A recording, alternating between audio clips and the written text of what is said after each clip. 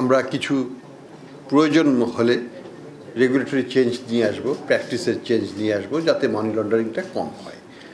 আপনারা জানেন যে বাংলাদেশ একটা বড় ভিকটিম মানি লন্ডারিংয়ের। আমাদের দেশের বিশেষ করে আর্থিক খাতের, ব্যাংকিং খাতের একটা বড় একটা অংশ কতিপয় পরিবার বা গোষ্ঠী তারা মানি লন্ডারিং করে এটাকে বাইরে নিয়ে চলে গেছে, যেটাকে আমরা বলি স্টোলেন অ্যাসেট বা চুরি করা সম্পদ। সেই সম্পদ ফিরিয়ে আনার ব্যাপারেও আমরা কাজ করছি।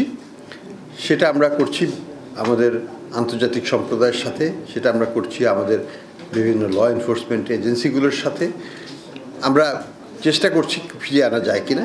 কিন্তু একটা জিনিস যেটা আমরা বারবারই এই সম্মেলনে উল্লেখ করছি যে prevention is better than cure.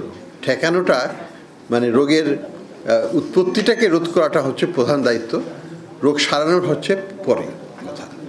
কাজেই চুরি হওয়ার পরে বুদ্ধি বাড়িয়ে লাভ নাই, চুরি হওয়ার আগেই আমাদের মাথা একসাথে করে বুদ্ধি ঠিক করে যেটাকে ঠেকানোর ব্যবস্থা করতে হবে।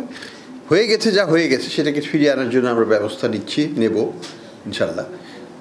কিন্তু ভবিষ্যতে যেন আরও না হয়, আবার আরও বেশিভাবে না হয় বা আরও কোনোভাবে না হয়, সেই জন্য কী প্রতিরোধ ব্যবস্থা নেওয়া যায় সেই চেষ্টায় এই সম্মেলনটা করা হয়েছে। এটা একটা বিষয়। অনেক ইনফ্লেশন রিডাকশনের জন্য ট্যাক্স কমিয়ে দেওয়া হয়েছে। আমরা সর্বাত্মক চেষ্টা করেছি ফার্টিলাইজার যেন সময় মতো, সব ফার্টিলাইজার যেন সময় মতো আসে, বোরো ধান বুনতে যেন কোনো অসুবিধা না হয় কৃষকের, হয় নাই।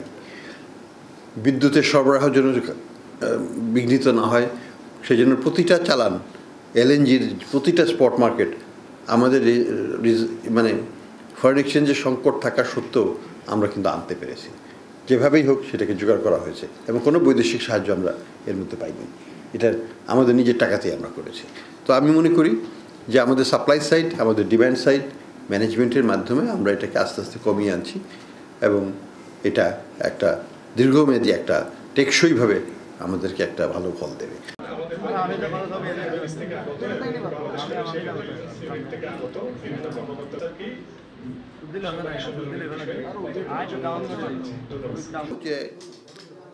এবারে আমাদের যে বিশালভাবে ঘুরে দাঁড়িয়েছে ইসলামী ব্যাংকের মানে বাংলাদেশ সাথে, ঢাকাতে তো আপনাদের যারা সহযোগী আছেন তাদের সাথে সবসময়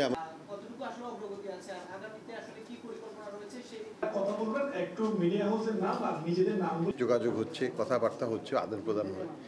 কিন্তু চিটাগাংয়ের সাংবাদিকদের সাথে সংবাদ সম্মেলন শেষ হওয়ার পরে আমরা আবার একবার আসবো। সবার মনোযোগ আকর্ষণ করছি।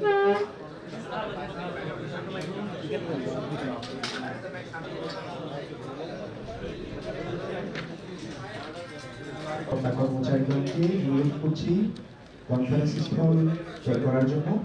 আমি আমার কলিগের সাথে একটা অ্যাড করতে চাই, সেটা হচ্ছে যে